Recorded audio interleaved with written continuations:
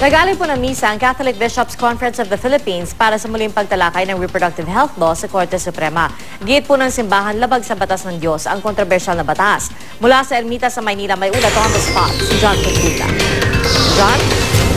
Pia, hindi nga mahulugan ang karayom itong loob ng Shrine of Nuestra Señora de Guia dito sa Ermita, Manila sa isinagawang misa na pinangunahan ng CBCP kontra sa RH law kanina.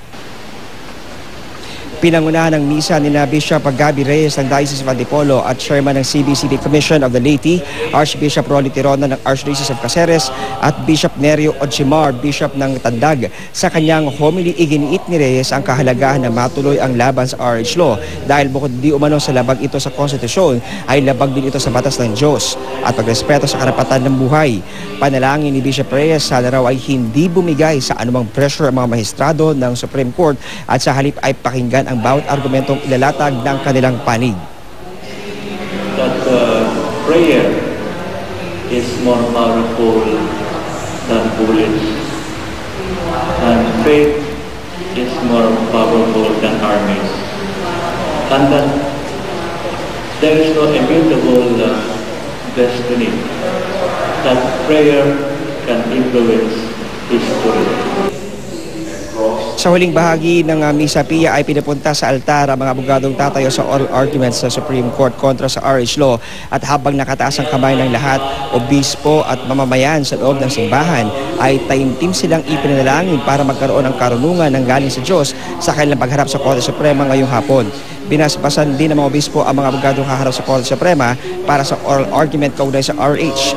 Matapos ito ay inspirado lumabas sa simbahan ang mga abogado at nangako na kanilang gagawin ang lahat para maipresenta ang mga argumento na magpapakita kung bakit daw dapat ibasura ang RH law.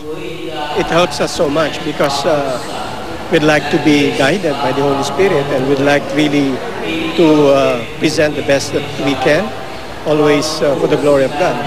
We hope and we pray that there will be no arm twisting from any other branch of the government to this independent judicial branch of government, and that they would uphold.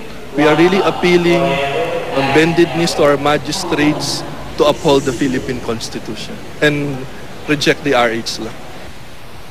Pia, ayon naman pa rin dito kay Father Melvin Castro ay matalo daw o manalo man sila sa isinasagawang pagdinig sa Korte Suprema ay magpapatuloy raw ang laban lalo na sa pagbubukas ng isip daw ng mga kabataan kaugnay sa detalye ng RH law. At yan muna liras mula pa rin dito sa Maynila.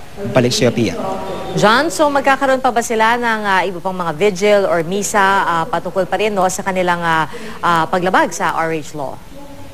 Tama ka doon, Pia. Merong mga grupo na nauna nang nagtungo nga dito sa bahagi ng Korte Suprema at mamaya-maya lamang bago mag alas 2 ay asahan daw ang kanilang puwersa. Magkakandak sila ng vigil, magkakasagawa sila ng mga pananalangin. Una, para nga sa mga mahistrado na sana raw ay magkaroon sila ng kaliwanagan, lalo na kapag inilatag na ang kanilang mga argumento. At ikalawa ay para daw maging sa ating mga kababayan na makita nila yung magiging negatibong epekto nitong RH law. Tuloy-tuloy daw ito ang kanilang gagawing vigil hanggang sa matapos nga itong oral argument sa Korte Suprema. Pia. Maraming salamat, John Consulta.